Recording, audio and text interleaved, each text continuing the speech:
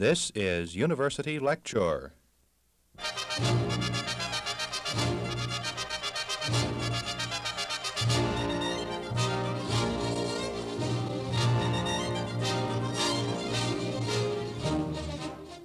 Welcome to another in a series of lectures given on the campus of Iowa State University in Ames. Today, Chalmer Roy, Dean of the College of Sciences and Humanities at Iowa State, discusses the relevance of the liberal arts and the sciences.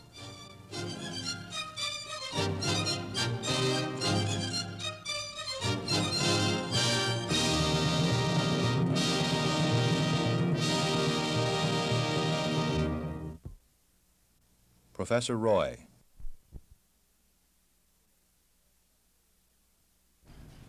I have here a memorandum from the chairman of the Summer Events Committee, and I was to speak on the relevance of the liberal arts and sciences. Somewhere between that memorandum and the printed announcements that I've seen and the introduction you just heard, this fell into the hands of someone who at least had heard of C.P. Snow and the two cultures, because the title has emerged as the relevance of the liberal arts and the sciences. And the last "the" was not supposed to be in there. So at least I don't believe there are two cultures. And I'm sure C.P. Snow did. I read Snow twice, and the first time I got the impression he was talking about not the sciences and the humanities as two cultures, but the haves and the have-nots of this world. The haves being those people who were, among other things, more liberally endowed with the sciences than those have-nots. And so many people misinterpreted his first edition of the book as being an expose of the lack of communication between the humanists and the scientists, that the second edition of the book had an addendum in the back, or an appendix, or whatever it was, in which he explained in words of one cylinder that he was really talking about the haves and the have-nots. But the title of the book, The Two Cultures, and the fact that he talked a lot about the sciences and the humanities, has led most people to misinterpret it. So I don't think anyone will be able to misinterpret what I'm talking about today. They probably won't be able to interpret it either. But the liberal arts and sciences are discussed and cussed alternately, and never too effectively, and this will not be a departure from the record particularly. I noticed this spring, about the time Jim was looking for talent for the summer, a report of some hearings that they had held in Congress regarding the Foundation for the Arts and Humanities. And they brought in quite a number of witnesses, and one document that came to my attention quoted some of these people as to their opinion of the arts and humanities. They were not talking about the sciences at the same time. One of the witnesses before this Joint Committee of Congress was Charles C. Tillinghast, who is chairman of Trans World Airlines. And I quote now from his testimony to the committee. "By my observation," he says, "the number of people prepared to lead intellectually interesting lives is considerably less than those adequately trained to be economically useful." And then they also had a number of other witnesses, but another one was Glenn Seaborg, chairman of the U.S. Atomic Energy Commission, who has written rather widely on the need for closer communication between the sciences and the humanities. And in his testimony on that occasion, he says, "Today we seem to be in the midst of those turbulent times preceding new human advances. The enormous thrust of science and technology in recent decades has now brought us to a new era of soul-searching, and in such a period, the instruments of this self-examination and re-evaluation to which we must turn with more emphasis are the humanities. It is through our humanistic studies and activities that we can re-explore or explore in greater depth and with more meaning what we are and decide with more assurance what we wish to become. The humanities are the mirror we hold up to mankind, a mirror through which we can examine the mind and soul as well as the body of man. And this is something we do not do as often enough or as well as we should. Perhaps it is because of this that we often fail in our use of knowledge and power we achieve through science and technology." Well, the other industrial presidents and heads of foundations and so on that testified to that committee spoke likewise. And if you're familiar with pronouncements that come from AT&T and RCA and General Electric and so on, the presidents, the top management of these corporations always say something like this about the needs for content in education that just doesn't seem to be there for the most part. And if you go to visit with interviewers from those same corporations who come to the campus, they have never heard or read the statements of their presidents. They come looking for the technically prepared. And so there is a communications gap, or there are communications gaps of all kinds in this area of the liberal arts and sciences. Very recently, a book appeared by a philosopher at Columbia, and the book is pretty well laced with reminiscences of Columbia in the last year or two, which probably generated the idea of writing the book. And the title of the book is The Ideal of the University. Now,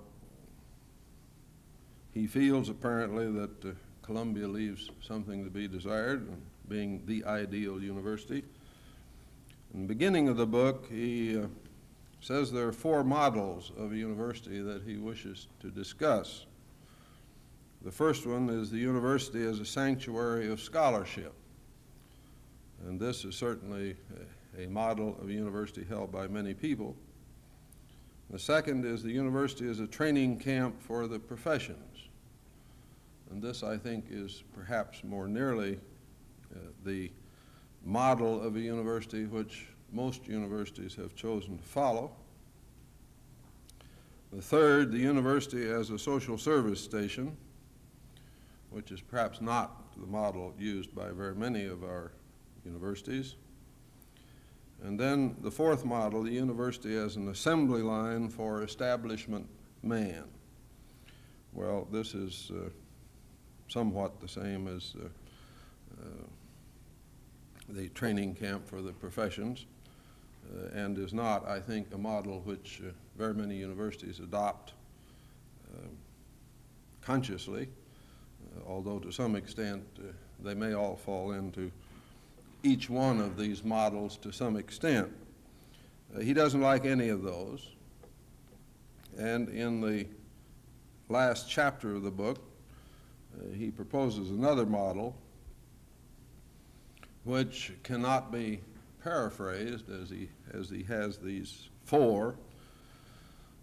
It's a pretty radical departure from what we would accept now as a model of a university, or could we find a university which would fit his model? And it would be just as difficult for him to find the faculty which would adopt his model. But when I see people trying to categorize universities, I'm always reminded of the physicist at Harvard, Percy Bridgman, who was talking one time about Harvard, and he kept referring to it as a school. And someone said, well, you know, you don't call Harvard a university. Why? Well, he said, because it's a school. And they said, well, how do you define a school? And he said, a school is where people do their damnedest with their minds, no holds barred. And he said it should be equally true of any school, but certainly of any school that by any chance claims to be a university. It's perfectly all right to Bridgman for a school to claim to be a university. But first and foremost, it's a school. Well, now, Robert Hutchins, of course, is always good to quote when you talk about universities, because he never held any in very high esteem, apparently, even the one of which he was president for a number of years at the age of 33. Recently, I saw a short comment by Hutchins in which he said, when I was an undergraduate 50 years ago, some 4% of my contemporaries were in college. 2% received their degrees. The students of those days, at least, at my alma mater, were the children of the well-to-do, accompanied by a few meritocratic types, the sons of teachers, ministers, and missionaries who had fought their way to scholarships by getting high marks. Even they had usually attended private preparatory schools to which they gained entrance by the same process that got them into college. Now, if you don't remember where Bob Hutchins went to school, he went to Yale, and he said of Yale men in those days, they were successful men. They had friends. They were in the right places.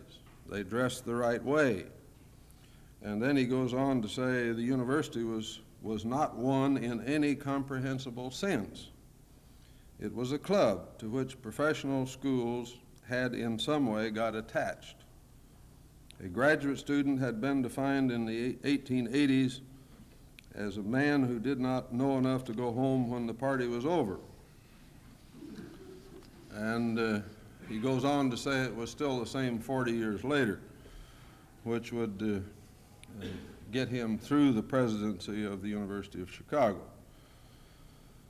Well, Wolf says of his new university, the new model, what shall we say of the undergraduate education which students encounter once they actually gain admission to college in this model university? It seems to me that undergraduate education is wrongly conceived and organized in almost every way. It begins too late, it lasts too long, it sets itself the wrong goals, and it pursues them in the wrong manner. Just about the only good thing to be said for an undergraduate education today, and it is, of course, a great deal to say, is that somehow, under the worst of conditions, eager students do come into contact with dedicated, alert, provocative teachers. The result is real education, despite all of the harmful constraints and distortions that the college system can impose. In the first place, college starts too late for all sorts of reasons. Young people today achieve at the age of 15 or 16 a level of social, sexual, and intellectual maturity which might possibly have been exhibited by 18 or 19-year-olds a generation ago.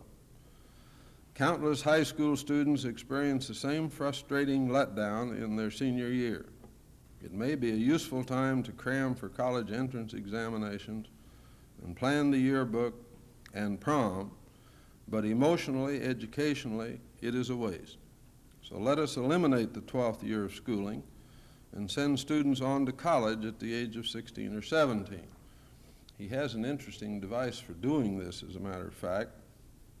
He wants admissions, as we now know them, done away with, and everybody who can qualify academically on the basis of high school record and so on for going to college will be put in a pool, very much like the draft pool, and they will be assigned to colleges and universities across the country simply at random, so that the Ivy League schools will no longer fuss over the best of them, and Berkeley get the top 6% of the California high school graduates. They'll be distributed. Now, he doesn't say that he thinks this will work. I suppose he does. But as I say, he's going to have a hard time selling his model and all that goes with it. College itself, he says, ought to be totally divorced from professional training. Students should be offered rigorous, challenging science courses, but no pre-med program. Provocative social sciences, but nothing designed as pre-law. There should be no undergraduate majors covertly designed to lock students into a doctoral track. The purpose of the undergraduate years should be intellectual exploration. However, there is a very peculiar misconception about exploration which pops up whenever proposals of this sort are made. Many staunch defenders of the educational status quo seem to think that exploration in the realm of ideas is like sampling at a smorgasbord buffet. A bite of this, a taste of that, but not very much of anything. Nothing could be farther from the truth. Intellectual exploration is like the exploration of uncharted forests. In order to try it at all, one must commit himself, plunge in, and keep going far enough to discover whether there is anything to be found. Well, he goes on and elaborates a little on exploration. And about 10 or 12 years ago, I was asked to prepare a career pamphlet for college students in a subject which, at least I guess at that time, I knew something about, which was geology.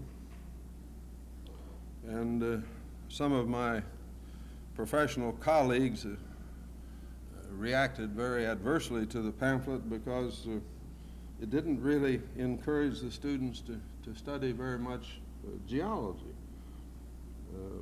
The first figure in that publication was this thing, in which I tried to point out to these young people who were in danger of being misguided by well-meaning professors that knowledge is some kind of a continuum, and at that time I drew a circle in the center and divided it just about in half and said that half of it was the arts and the other half was the sciences. I think on more mature reflection I would label it all the arts and just leave the sciences out, although they'd still be listed there just as they are now. I simply wouldn't make a distinction because I think the sciences at their best are the art of answering questions about things that yield correct answers best through the techniques of science and not perhaps through the techniques of the humanities, although I'm not sure they're all that different. A few years later, I had an opportunity to enter into a debate about what we would call the unit at Iowa State, which is now the College of Sciences and Humanities, and this happy thought came up from somewhere that it be called Sciences and Humanities, and I said, well, why be redundant? Why not call it just the humanities? Because the sciences are just as humane as English or literature or any of the other so-called humanities. Well, you see, I didn't make much impression then, and I don't expect to make too much impression today. But looking at this, I was trying to point out to these young people, if they bothered to read this, and some did, that the areas that we think of as the learned disciplines, which are in the second circle, and there are a few more sciences listed down here than would otherwise be the case, because I was writing to people who at least thought they might want to be a scientist of some kind. Just what kind of a scientist a geologist is, I'm not sure. But anyway, some of the words that they might be familiar with were listed there without attempting to be exhaustive. And that you go right on around and you come back to where you started, that it is a continuum. I pointed out to them that there were lines separating these segments of the circle, but that they were meaningless. They didn't actually exist. There's no line you can draw between the physical sciences and the biological sciences except in the budget of a university, and there you find some lines.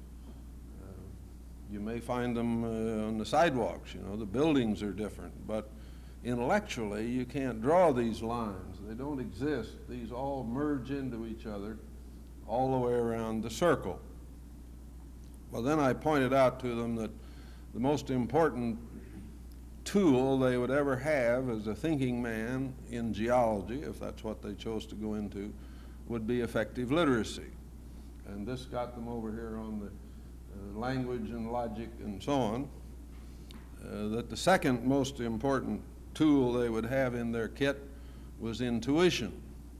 And so I attempted to point out that in the learned disciplines, the primary activity is analysis. Of course, you have to have some data to analyze, but once you have some facts, then you analyze the facts, you interpret the facts, and yet one of the most important tools, if you're going to work in the sciences, is intuition.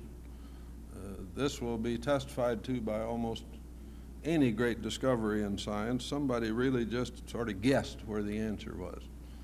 Well, some of my more scientific colleagues said intuition is just guessing. And I said, well, it's a pretty sophisticated kind of guessing.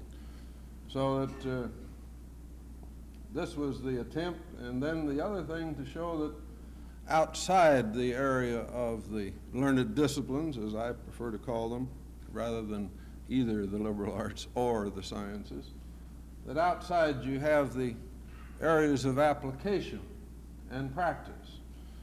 This is what you do with it.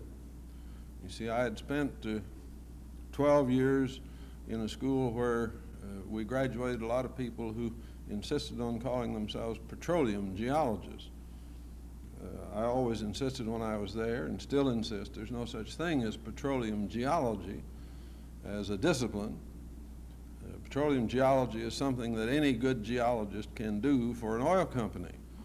Now, if you work for the Iowa Highway Commission, you won't do very much petroleum geology. But the same geologist might function equally well with the Iowa Highway Commission or with Humboldt Oil and Refining. So that these are the areas of application out here. They are largely areas that you prepare for in professional schools such as engineering, or in schools of agriculture or colleges of agriculture, in medical schools and in schools of social service and so on.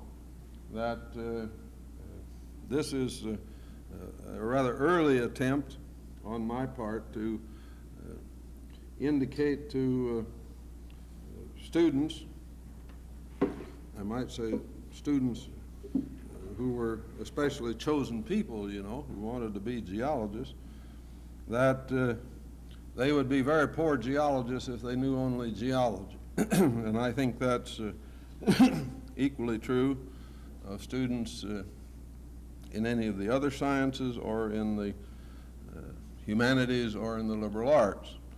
And I gain a great deal of support in this from Mr. Debussy, who spoke to some musicians, and he said, you're poor musicians because you know only music. And I've known chemists who were poor chemists because they knew only chemistry.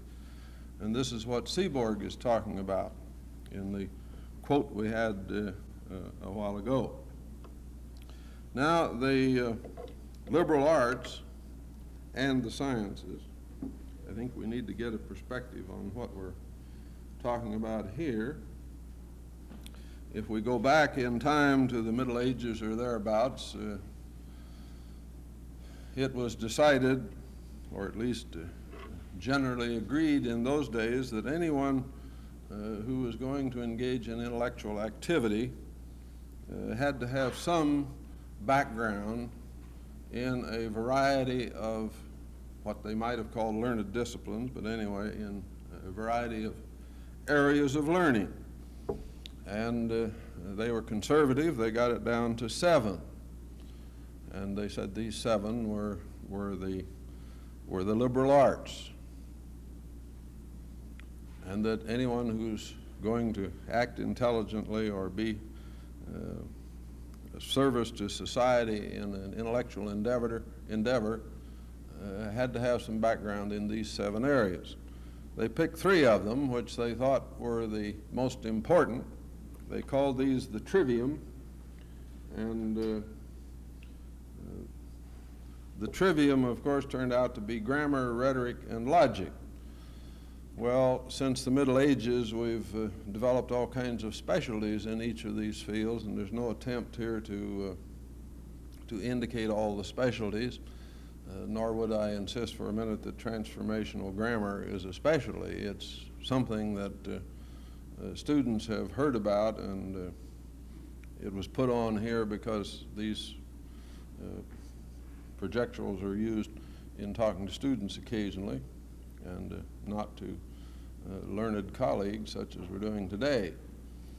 Grammar, rhetoric, and logic are certainly keystones in effective literacy, so that if I told the young people who are going to study geology that the most important tool they would have in their intellectual work was effective literacy, it was coming right back to grammar, rhetoric, and logic.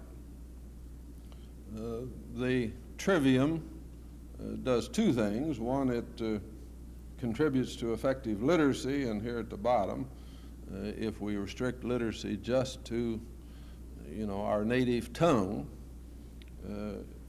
effective literacy means the ability to write and speak effectively, not just so that your meaning can be understood, but so that it cannot be misunderstood. And I caution students to think about that a while, because there's a world of difference. It isn't just a play on words.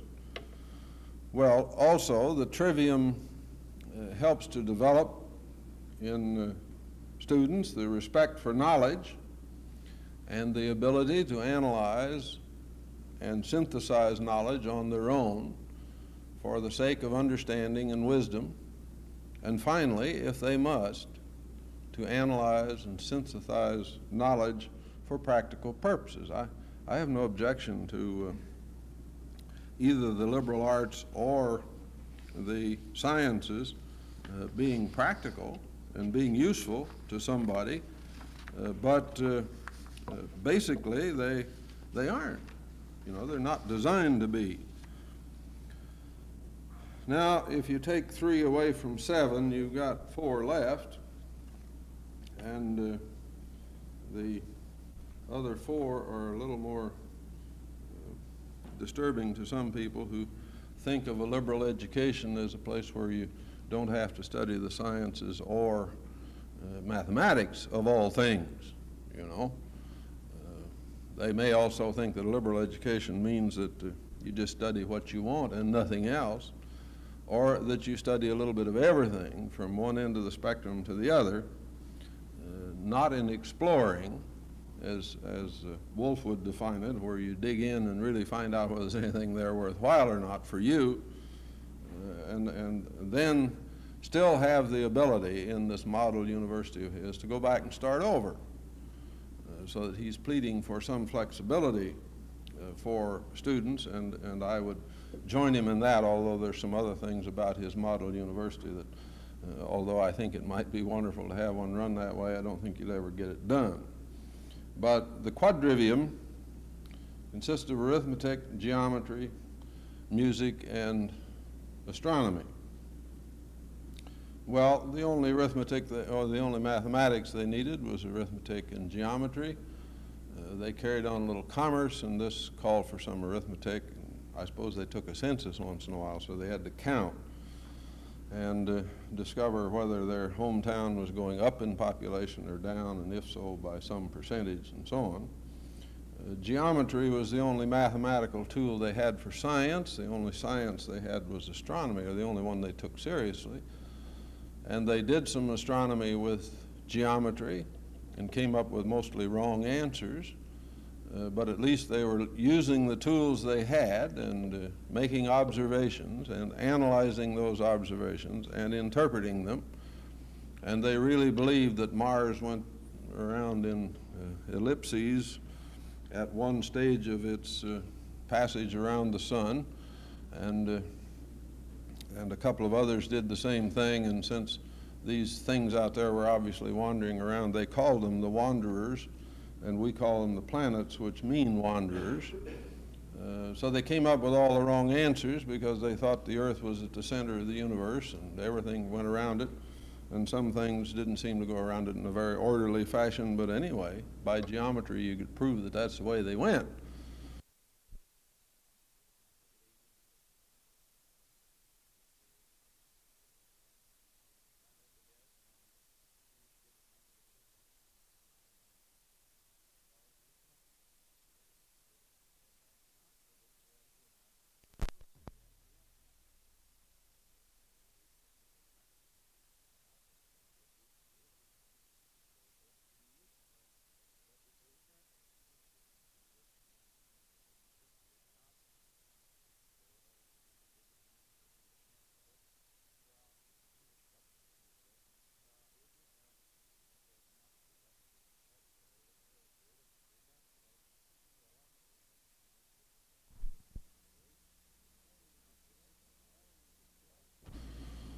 And before we could correct that, somebody had to invent some new kinds of mathematics, and this started us down a primrose path of some kind, and people have been inventing kinds of mathematics ever since. The sciences have all sprung directly or indirectly from astronomy. As I tell the students, we don't have any scientists at Iowa State, at least that I know of, who are studying things outside the universe. In fact, I'm not right sure we have any scientists at Iowa State who believe there is anything outside the universe. And if they do, they have certainly decided that, for the time being at least, they're much more interested in studying things inside the universe. But they like to do their own thing. And so chemists do their own thing in their own way. And so botany, zoo, and on down the list. There's no attempt here to be complete. But then we come to the goals of the liberal arts and sciences. Now, you know, it isn't just enough to be effectively literate in English or French or whatever it may be. Effective literacy in the last third of the 20th century, and I don't think it makes much difference what the specialty is, requires a respect and some ability to use not only the verbal languages, but the mathematical and artistic languages. And there's nothing about it that says that's going to be easy. Third, a judicious habit of mind and a rational approach to decisions. Now, respect for data and a judicious habit of mind and a rational approach to decisions, as well as some ability in the verbal, mathematical, and artistic languages, are precepts that have traditionally been held in high esteem by universities, no matter what kind of a model it may be operating under. These are just basic, and it doesn't make any difference in the first diagram we had up there whether you are in the circle of the learned disciplines or whether you're out in the applied areas. These have to have highest priority in anything a university proposes to do for its students. Finally, the liberal arts, the learned disciplines, are the only real effective route to the ability and I'm not sure how you get students to develop the desire, but the ability to engage in a lifetime of self-directed learning. You can't get an education at Iowa State, no matter how long you stay or how many degrees you take. You can become an authority in some field, or at least you can become an authority in some segment of a field, chemistry, geology, or whatever it is. But there's nothing about the PhD degree, that's the last one we give anybody here, that means you're going to stay an authority. So that no matter how many credits you earn, or how many theses you write, or how many examinations you pass, once you leave school, you enter a lifetime of self-directed learning. It's the only way you can hope to be intellectually satisfied and to find personal and professional, or professional and personal fulfillment in a career in one of the learned disciplines or in one of the learned professions.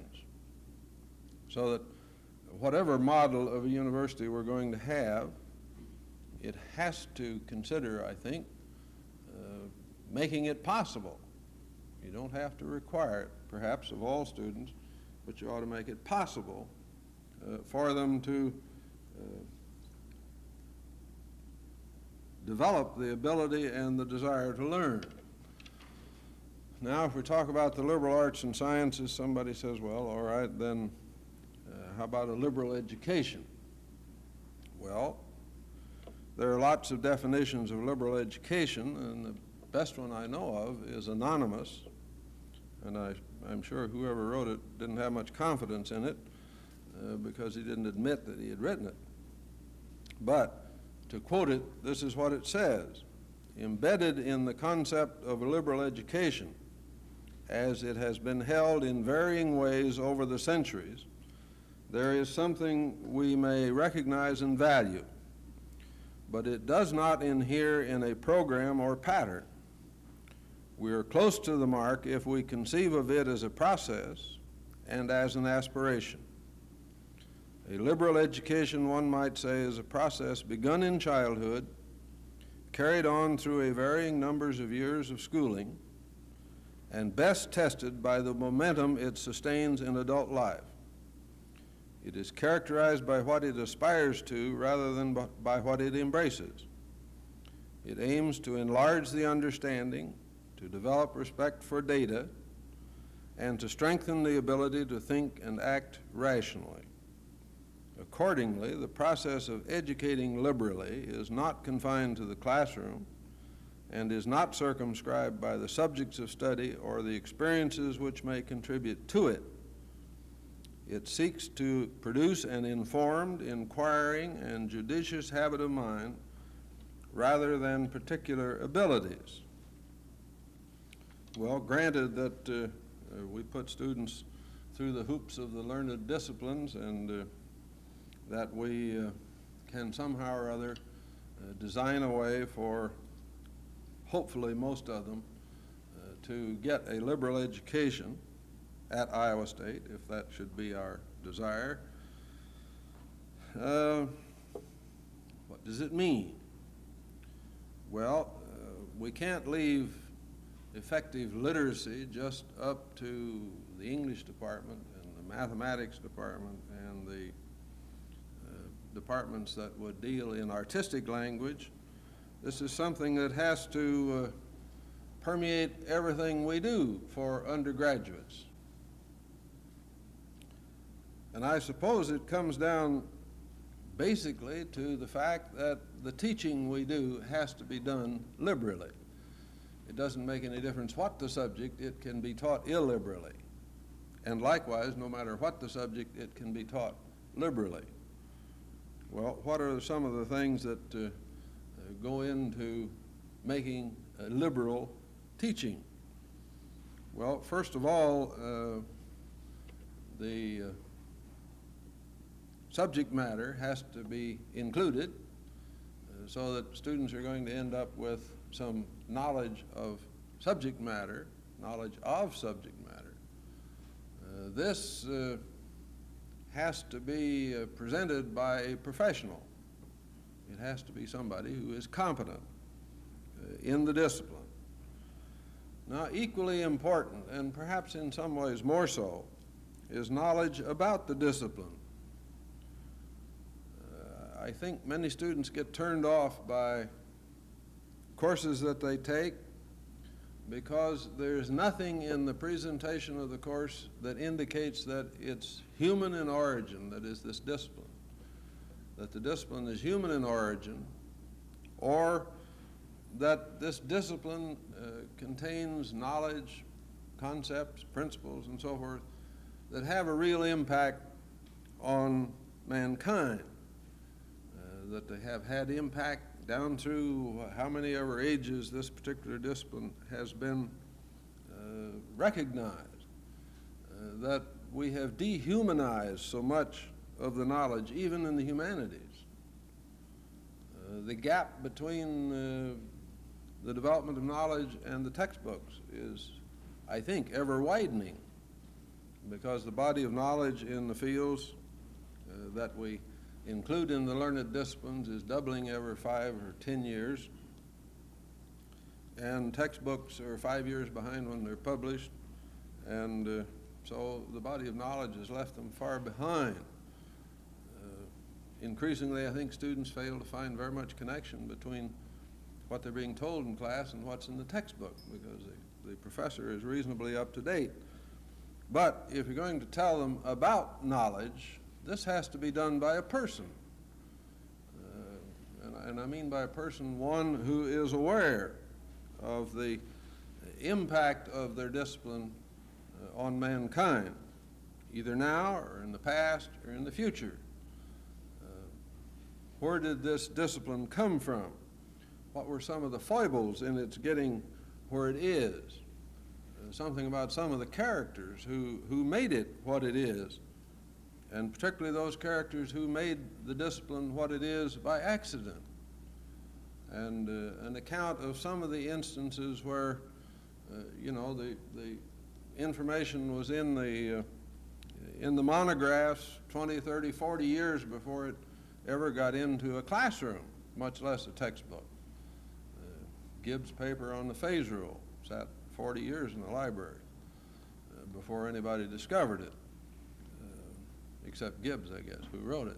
But anyway, and a whole new look at the development of democracy. Democracy is such a sort of a vague thing, and it presumably was invented in 1776, whereas I guess if you trace its lineage back, it really was invented by the kings of England to be patronizing toward the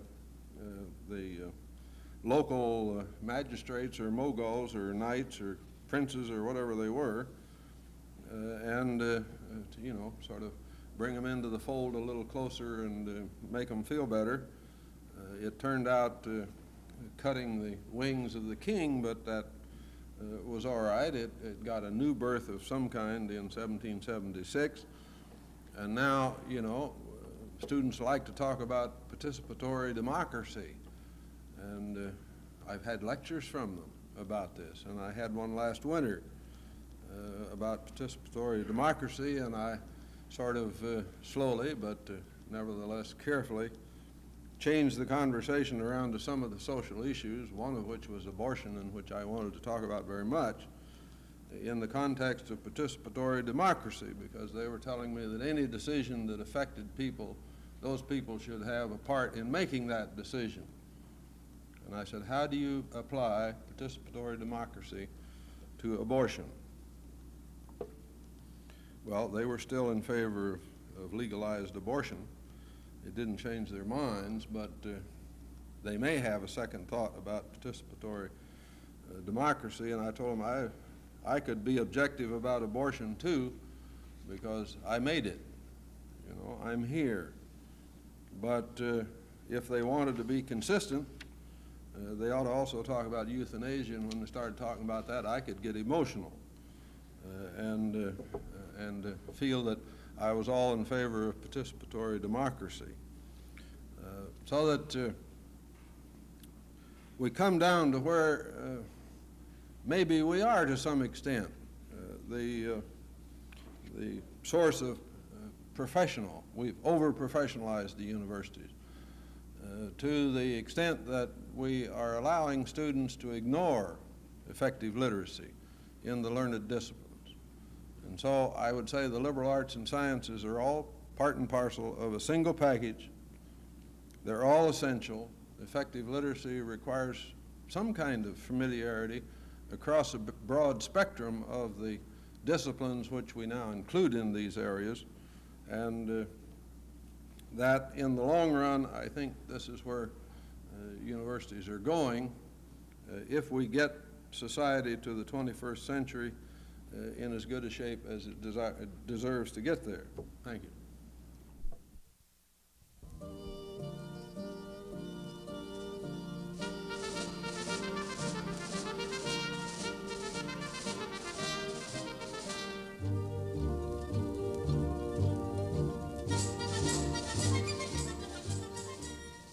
You have been listening to another in a series of lectures given on the campus of Iowa State University in Ames. Today, Chalmer Roy, Dean of Sciences and Humanities at Iowa State, discussed the relevance of the liberal arts and the sciences.